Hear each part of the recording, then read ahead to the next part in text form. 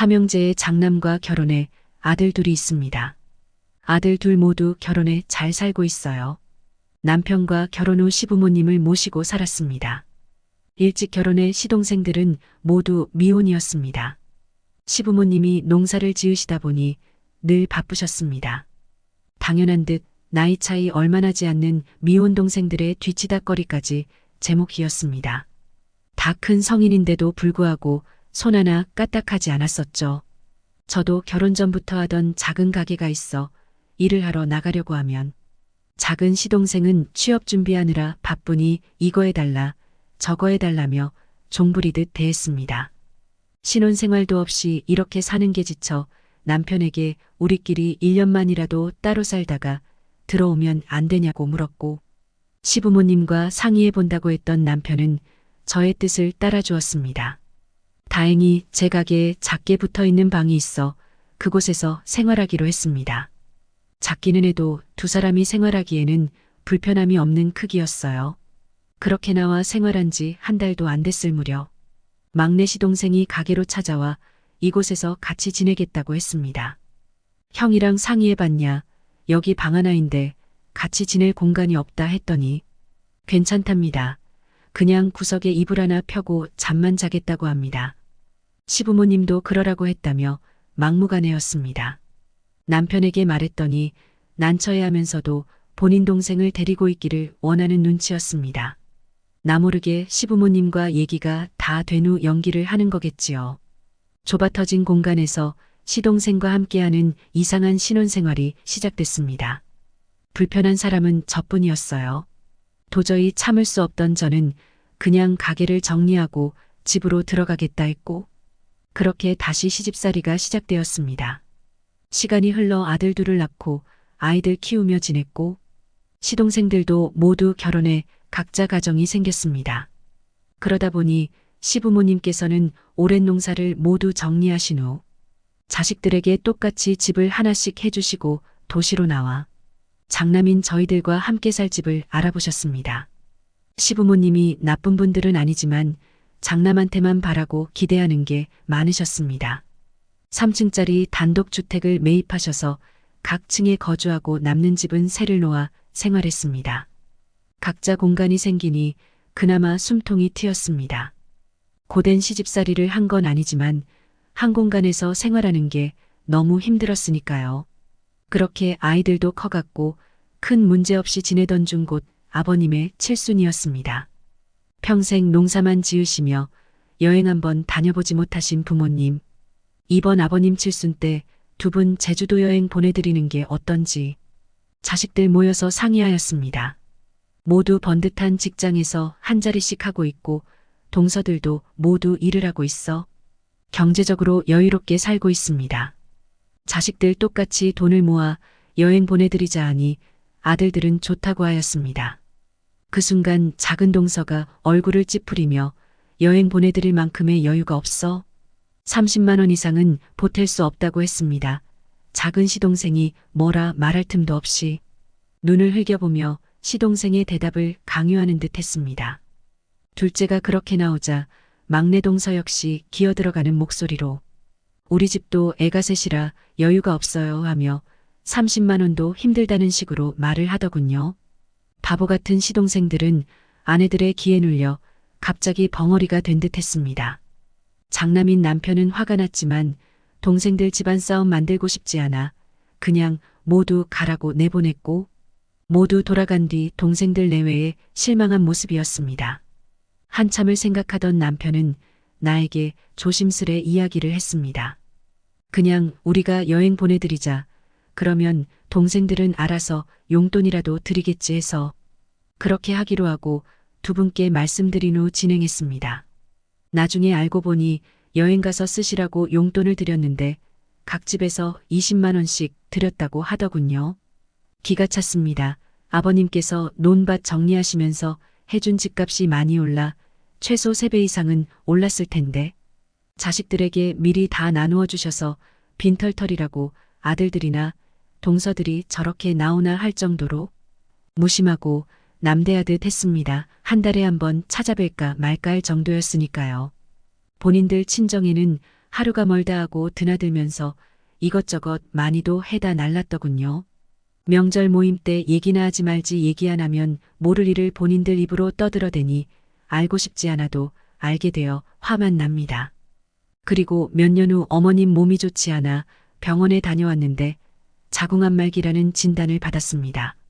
암이 많이 진행되어 수술해도 장담을 할 수 없다고 그냥 좋은데 많이 모시고 가고 맛있는 음식 많이 드시게 하면서 마음의 준비를 하라는 의사 말에 남편은 대성통곡을 하였습니다. 항상 이성적이고 강한 모습만 보였던 남편이 그렇게 목 놓아 우는 모습은 처음 봤습니다. 남편은 그 자리에서 무릎을 꿇고 의사 선생님에게 제발 우리 어머니 살려주세요. 선생님 믿고 수술을 부탁드립니다. 제발 수술해서 살려주세요. 라며 간곡히 부탁을 하였고 의사 선생님도 처음에는 난처해 하시더니 그럼 혹시 수술이 잘못될 수도 있으니 그 부분에 대한 책임을 묻지 않기로 자식들에게 서명을 받은 후 수술을 진행하였습니다. 하늘도 남편의 마음을 알았는지 수술은 잘 되었고 남편은 의사 선생님께 연신 감사하다며 고개를 숙였습니다. 병원비로 또 한 번 형제들끼리 얘기를 나누는 도중 이번에도 어김없이 돈 없다는 시동생과 동서들 말에 너무 화가 났습니다. 삼형제 똑같이 집 받았고 그마저도 우린 시부모님 모시고 있는데 생활비 한 번 보태준 적 없으면서 무슨 일만 생기면 돈 없다고 울면서 악을 쓰는 그것들을 보니 화가 나다 못해 역겨웠습니다. 그 모습을 우연히 아버님이 보시고는 너희들 돈 필요 없다 하시며 모두 돌아가라고 했습니다. 결국 동생들 내외는 병원비 한 푼도 보태지 않고 장남인 우리가 지불하게 되었지요. 장남이라는 이유로 모든 짐을 짊어진 남편이 안쓰럽기도 했지만 동생들에게 강하게 이야기하지 못하고 괜찮다고 형이 알아서 할게 라고만 하는 남편이 미웠습니다. 아들들이 장성하여 좋은 짝을 만나 2년 사이 며느리들을 보았습니다. 나도 나이를 먹어서 그런지 허리도 좋지 않아 여러 번의 시술을 하고 힘들게 생활하던 중 명절 차례 얘기가 나와 이제부터는 혼자 못할 것 같으니 동서들 각자 음식 몇 가지씩 준비해서 상에 올리자 하였습니다. 그랬더니 작은 동서가 한다는 말이 형님 며느리들도 봤는데 걔들 시키면 되죠 하길래 우리 애들이 뭘 할 줄 안다고 얘들을 시키나 시킨다고 해도 내가 다 해야 하는데 이 몸으로는 도저히 못하겠으니 얘기한 대로 동서들이 하기로 한 거 그대로 준비해서 새벽 일찍 오라고 했습니다. 바쁜 오전 시간이 지나고 식사를 하면서 어김없이 자랑 시간이 되었습니다. 명품 가방이 어쩌고 해외 여기가 좋네 저기가 좋네 자기들끼리 신나서 떠들어댔습니다. 주방에서 아들들, 며느리들과 정리를 하고 있는데 그 모습을 보고 있자니 기가 찼습니다. 그 집 자식들도 누구 하나 주방에 들어와 거들겠다는 생각도 없듯이 낄낄거리며 핸드폰을 하고 TV를 보더라고요. 더 이상 뒤치다꺼리 하고 싶지 않아 과일도 내주지 않고 식사 끝났으면 다 돌아가라 나 힘들어서 쉬어야겠다 얘기하고 며느리들도 바로 친정으로 보냈습니다. 대충 정리를 끝내고 남편과 둘이 앉아 이야기 나눴습니다. 아무리 생각해도 이건 아닌 것 같으니 동생들에게 강하게 한번 이야기해라. 저런 꼴을 몇십 년째 봤지만 난 이해도 안 되고 용납도 안 된다. 내가 얘기하고 싶지만 아버님, 어머님도 아무 말씀 안 하시고 당신까지 입 다물고 있어 내가 나설 수가 없다. 동생들에게 얘기했는데도 달라지는 게 없다면 그때 동서들에게 내가 얘기하겠다고 했습니다.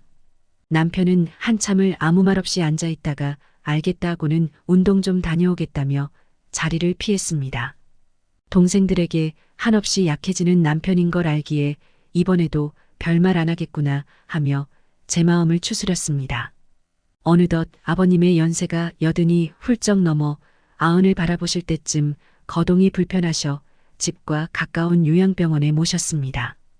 그 사이 동서들은 아버님께 받은 아파트 집값이 최소 5배 이상 올라 더 넓고 더 좋은 집으로 이사도 하고 여윳돈도 있었는데도 병원비는 장남만 부담을 했습니다.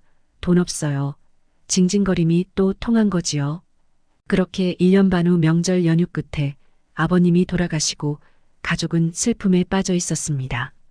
어머님도 연세가 있으시니 많이 힘들어 하시고 저 역시 나이를 먹었으니 어머님 수발이 쉽지 않았습니다. 결국 어머님도 아버님이 계셨던 요양병원 가고 싶다 하시어 그곳에 모시고 자주 찾아뵈었습니다. 집이 텅 빈 것 같았습니다. 작은 아들은 결혼하면서 나갔고 큰아들은 같이 지내다가 좋은 곳에 분양받아 분가를 시켰습니다. 이 큰 집에 남편과 둘이 생활하기 적적하여 30년 넘게 살던 이곳을 떠나 아파트로 이사했습니다. 이사를 했다는 걸 알 텐데 시동생 내외 누구도 연락 한 번 없었습니다.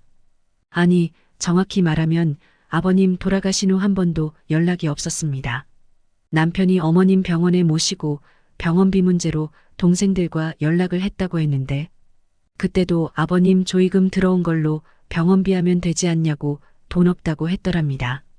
매번 똑같은 레퍼토리에 남편 역시 긴 얘기 하기 싫어 알겠다고 어머님 자주 찾아뵈라고만 하고 통화를 마쳤습니다. 그리고 아버님 돌아가시고 첫 명절이 되었습니다. 그동안 연락이 없었어도 명절이니 차례에는 올 줄 알았습니다. 그런데 동서들은 물론이고 시동생들 역시 연락도 없고 오지 않았습니다. 자식된 도리로 어찌 본인 아버지 차례에도 참석하지 않는 것인지 이해할 수 없었고 화가 났습니다. 알고 보니 병원에 계신 어머님께도 한 번도 찾아뵌 적이 없다고 했습니다. 어떻게 그럴 수 있나 하는 생각에 전화하려고 했지만 지금 전화해도 받을 사람들도 아니고 전화를 받을 거였으면 애초에 이렇게 행동하지 않았을 거다. 이제와 전화를 받는다고 해서 달라질 것도 없고 어머님 입에서 좋은 말씀 나올 리 없으니 하지 않는 게 좋겠다며 아들들과 며느리들이 말렸습니다. 그간 옆에서 작은아버지와 작은어머니들의 행동을 봐왔으니 애들도 알고 있었던 겁니다. 큰아들이 아버지, 어머니, 그냥 그분들은 그렇게 살라고 하고 이제부터 우리끼리 지내면 돼요. 어른들의 일이니까 저는 잘 모르지만 그냥 남보다 못한 것 같으니 더 이상 기대하지 말고 내려놓고 우리만 잘하자며 오히려 부모인 우리를 위로해 주었습니다. 사람 고쳐 쓰는 거 아니라고 본인들 힘들 때만 남편에게 어쩌다 한 번씩 전화해서 일 좀 도와달라고 부탁하면 마음 약한 남편은 동생 일이라고 발벗고 나서서 도와줍니다. 그래서 남편과 여러 번 싸우기도 했습니다. 작년 말부터 내 몸이 좋지 않아 병원도 자주 다니면서 몸에 이상 징후가 보여 돌아오는 명절 차례는 못 지내겠다 하니 남편도 알았다고 했습니다. 남편 혼자 성묘만 다녀온다고 하기에 말 나온 김에 혹시 내가 경과가 좋지 않아 잘못되더라도 애들한테 차례나 제사 맡길 생각하지 말아라. 그 잘난 동생들 보고 가져가라고 해라 하였습니다. 남편은 당황한 듯 걔들이 뭐 하겠어? 애들 안 시키고 내가 할 테니 그런 소리 말아라 하기에 당신이 뭘 할 줄 알아서 당신이 한다고 그래? 내 며느리들 시킬 생각 꿈에도 하지 마. 애들은 손주야. 얘들이 아버님께 집을 받았어? 돈을 받았어? 아들 며느리들이 버젓이 다 살아있는데 내 새끼들한테 하라고만 해봐. 진짜 가만 안 있어. 다 뒤집어 엎을 거야. 큰 소리 쳤습니다. 그제서야 남편도 아차 했는지 알겠다며 저를 진정시켰습니다. 들리는 얘기로는 동생들 내외는 명절에 자식들과 본인 친정 부모님 모시고 여행 다닌다고 합니다. 아이들과 병원에 계신 어머님 찾아뵐 때면 어머님 항상 하시는 말씀이 둘째, 셋째는 코빼기도 안 보인다. 누가 보면 내가 시집살이 엄청 시켜 안 오는 줄 알 거다 하시는데 드릴 말씀이 없었습니다. 그 집 자식들도 똑같아요. 다 큰 성인이면 부모 행동이 잘못된 걸 알 텐데 누구 하나 연락해서 죄송합니다. 저라도 찾아뵐게요 하는 애들이 없네요. 결혼 안 한 자식들이 있어 결혼할 때쯤 연락이 올지 궁금합니다. 자식 보는 앞에서 부모한테 그런 짓 하면 똑같이 받을 수 있다는 생각을 못 하나 봅니다. 그래도 저는 복이 많은지 아들들도 착하고 며느리들도 착해서 큰 걱정 없이 지내고 있습니다. 앞으로 부디 연락 오는 일 없었으면 좋겠어요.